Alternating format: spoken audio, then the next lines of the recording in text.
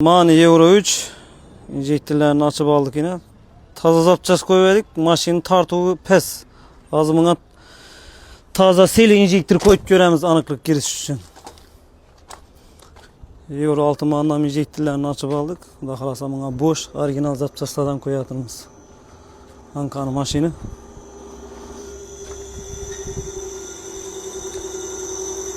Euro 3'ümüz yine taze injektörlerini koyup göremiz. Euro 6 manamız yine taze orijinal boş zapçaslardan koyatırmız yine. Yine eski zapçasları karayıp gitken. Yani test kılıp tutmamız lazım.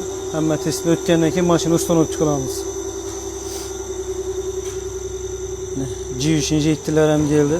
Havan injektörü bilen. Bunlar hemmesine taze zapçası koyuldu. Kime shunday xizmatlar gerek bo'lsa, pastdagi nomerlarga aloqa chiqarasizlar. O'zlarimizda hamma original zapçaslar var. Delphi, Bosch,